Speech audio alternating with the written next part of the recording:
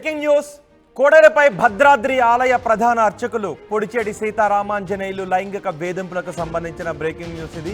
ఈ కేసులో మరో సంచలనం బయటకొచ్చింది. మామ నన్ను లైంగిక వేధింపులకు గురి చేశాడు అని కోడలు చెబుతోంది.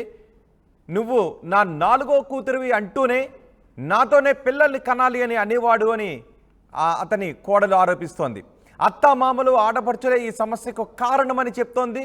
అత్తమామలు ఆడపడుచుల నుంచి ప్రాణహాని ఉంది అని అంటోంది. బాధితురాలి ఫిర్యాదుతో అత్త, మామ, భర్త సహా 8 మందిపై కేసు నమోదు చేశారు పోలీసులు. ఒకసారి సీతారామయ్య కోడలు ఏమంటుందో చూద్దాం. నా పేరు లక్ష్మీ ప్రసన్న, పొడిచేటి లక్ష్మీ ప్రసన్న. మా వారి పేరు తిరుమల వెంకట సీతారామండి. అది భద్రాచలం. అయితే కంప్లైంట్ అయితే ఇచ్చాను నేను. నాకు మెయిన్ ప్రాబ్లం వల్ల మా అత్తగారు మా మామగారేనండి. వాళ్ళు అనేవాళ్ళు కరెక్ట్గా ఉండుంటే నాకు ఇప్పుడు ఈ పొజిషన్ వచ్చిండేది కాదు. మా వారు కూడా వాళ్ళ వైపే సపోర్ట్ ఉన్నారు. నేను చెప్పే మినిమం కూడా వినట్లేదు కనీసం. దానివల్ల ఇంత జరిగింది. అసలు లేకపోతే నా జీవితం ఇలా ఉండేది కాదు. మా మామగారి బిహేవియర్ అయితే అసలు ఏ ఆడపిల్లకి రాకూడదు. అట్లాగా ఏ ఆడపిల్లకి కూడా ఇలాంటి పరిస్థితి రాకూడదు. అంత దారుణంగా ఉంటుంది. ఎందుకంటే బయట అందరికీ కూడా నాకు 4వ కూతురు అని చెప్పేవారు. లోపలికి వచ్చేమో నన్ను నమ్ముకో అని చెప్పేవారు అనమాట. అది కరెక్ట్ కాదండి. ఇంకొకటి అన్నిటికంటే దారుణమైన విషయం, నాతోటి పిల్లల్ని కనాలి, అది చాలా తప్పండి. ఆ విషయం అనేది ఎవరైనా సరే ఖండించాల్సిందే. ఇలాంటి వాళ్ళని ఎంకరేజ్ చేయటం అనేది కరెక్ట్ కాదు. స్వామివారు మరి ఇప్పుడు ఎందుకు బయటపడ్డారో నాకు తెలీదు. ఇన్నాళ్ళు నేను లాస్ట్ మంత్ ఫైల్ చేశానండి. అంటే ఇంత అవ్వాలని కాదు. మా వారు ఆయన వచ్చి నన్ను తీసుకెళ్ళాలి, మంచిగా మేమిద్దరం హ్యాపీగా ఉండాలనే తోటి నేను కేసు పెట్టాను. ఇంత రచ్చ చేయాలి అట్లా ఏం లేదు నాకు. ఇంకొకటి, మా అత్తగారు కూడా ఒక ఆడదయ్యుండి నా మొగుడి మీద నువ్వు మోజుపడ్డావు అని చెప్పడం అనేది చాలా తప్పండి. ఆవిడ చెప్పు తీసుకొని వచ్చి నాకు చెప్పే చూపించారండి. ఇట్లా జరుగుతుంది నాకు అని చెప్తే ఆవిడ చెప్పు చూపించింది. మినిమం పోనీ కోడలుగా కూతురులాగా నాకేమీ చూసుకోక్కర్లేదు వాళ్ళేమి. ఒక ఆడపిల్లని మినిమం చూస్తుంటే నా పరిస్థితి ఇప్పుడు ఇట్లా వచ్చిండేది కాదు. నేను 1.5 సంవత్సరం అయిందండి. ఒక్క సింగిల్ మెసేజ్ కూడా నాకు వాళ్ళ నుంచి రాలేదు. మా వారి దగ్గర నుంచి ఒక్క సింగిల్ మెసేజ్ కూడా నాకు రాలేదు.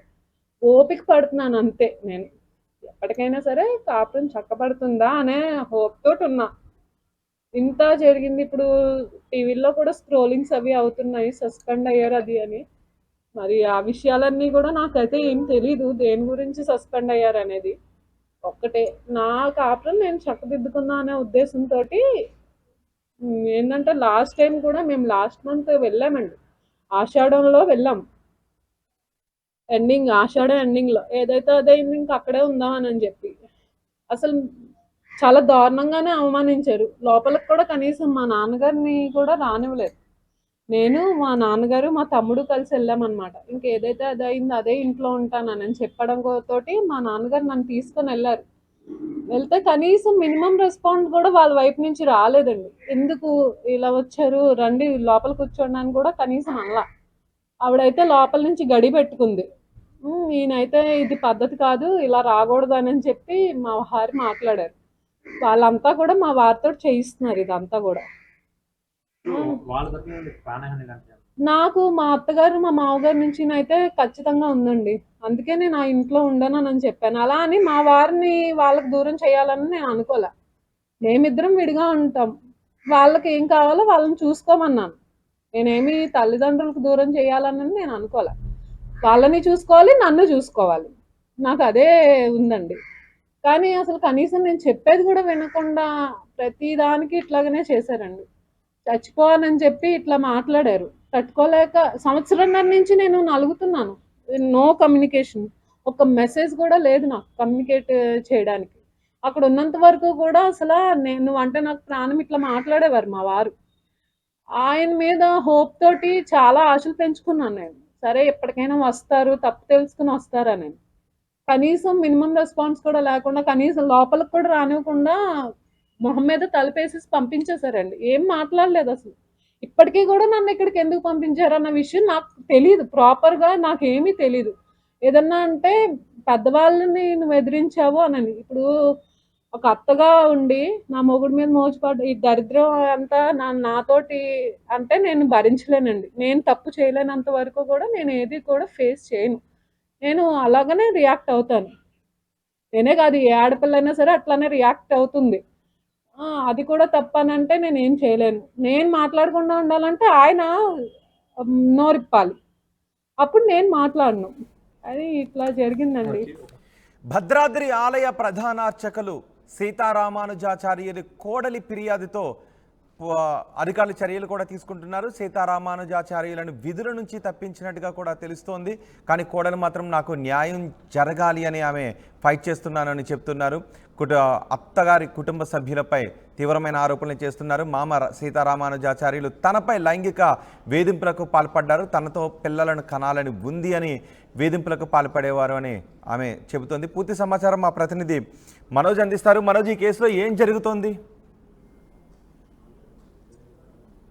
Thank you Rohit. తాడేపల్లిగూడెంకి చెందిన లక్ష్మీ ప్రసన్నను గత కొన్నేళ్ల క్రితమే భద్రాచలం ఆలయం ఏదైతే ఉందో దానికి సంబంధించి ప్రధానాచార్యులు సీతారామ ఆచార్యులకు సంబంధించి కుమారుడు సీతారాంకు గత కొన్నేళ్ల క్రితమే వివాహం చేశారు. అయితే లక్ష్మీ ప్రసన్నకు సంబంధించిన తండ్రి ఒకటే చెప్తున్నారు, చాలా మంచి కుటుంబం, చాలా పద్ధతైన కుటుంబం కాబట్టి మేము గతంలో సీతారామానుజాచార్యుల కుటుంబానికి మా కుమార్తెనిచ్చాము. అయితే పెళ్లి చేసుకున్న కాడి నుంచి కూడా వేధింపులు అనేకం జరుగుతున్నాయి. గత 1 సంవత్సరం నుంచి కూడా నా కుమార్తె ఇంటి దగ్గరే ఉంటుంది. ఆషాఢంలో నా కుమార్తె భద్రాచలం వెళ్తే కనీసం కోడలు వచ్చిందన్న మాటే లేదు. చాలా చులకనగా చూశారు. నా తండ్రి ఎవరైతే ఉన్నారో నా తండ్రిని కూడా కనీసం ఇంట్లోకి రమ్మనలేదని కూడా లక్ష్మీ ప్రసన్న ఆరోపిస్తుంది. పూర్తిగా దీని అంతటికీ కూడా తాడేపల్లిగూడెం పట్టణ పోలీస్ స్టేషన్ లో అయితే మొత్తం 8 మందిపై కేసు నమోదు చేశారు. అత్తమామలతో పాటు భర్త సీతారాంతో పాటు ఆడపడుచులు ఎవరైతే ఉన్నారో వీరందరిపై కూడా కేసు నమోదు చేయడం అనేది జరిగింది. ముందుగా అయితే లక్ష్మీ ప్రసన్న ఒకటే చెప్తుంది, పెళ్లి చేసుకున్నాను కానీ నాకు ఎక్కడ కూడా హ్యాపీనెస్ అనేది లేదు. నా మామ ఎవరైతే ఉన్నారో సీతారామానుజాచార్యులు అంత పెద్ద పొజిషన్ లో ఉండి నాతో చాలా బ్యాడ్ గా బిహేవ్ చేసేవాడు. నన్ను 4వ కూతురు అంటూ అందరికీ చెప్తూనే నాతో చాలా బ్యాడ్ గా బిహేవ్ చేసేవారు. నాతో పిల్లల్ని కనాలి అని ఒక మాట నాకు చాలా బాధ కలిగింది. నాలాంటి పరిస్థితి ఎవరికి రాకూడదని కూడా లక్ష్మీ ప్రసన్న చెప్తుంది. దీనిపై తాడేపల్లిగూడెంలో పట్టణ పోలీస్ స్టేషన్ కూడా కేసు నమోదు చేశారు. మంచి కుటుంబం కాబట్టే నా కుమార్తె నా కుటుంబానికి ఇచ్చాము, కానీ పెళ్లి చేసుకున్న కాడి నుంచి ఈ విధంగా టార్చర్ చేస్తున్నారు. పూర్తిగా ఎవరైతే లక్ష్మీ ప్రసన్న ఒకటి చెప్తుంది, నా భర్తతో కాపురం చేయనవ్వట్లేదు, దీని అంతటికీ గల కారణం నా అత్తమామలతో పాటు ఆడబడుచులని కూడా చెప్తుంది. దీనిపై కూడా కేసు నమోదైతే చేశారు. అయితే భద్రాచలానికి సంబంధించి అటు చూసుకుంటే ఎవరైతే సీతారామాచార్యులు ఎవరైతే ఉన్నారో ప్రధాన అర్చకుడు తనను సస్పెండ్ చేశారని అయితే నాకు ఆ విషయం తెలిసింది. కానీ ఇది ఏ విషయంలో సస్పెండ్ చేస్తారైతే నాకు పూర్తిగా తెలీదు. నాకైతే న్యాయం కావాలి, నా భర్తతో నేను కాపురం చేసుకుంటాను, నా కాపురానికి పూర్తిగా కూడా ప్రధాన అర్చకులు సీతారాం ఎవరైతే తన మామ ఉన్నారో సీతారామానుజాచార్యులు అడ్డొస్తున్నారు, అత్తమామలు అడ్డొస్తున్నారు అంటూ కూడా చెప్తుంది.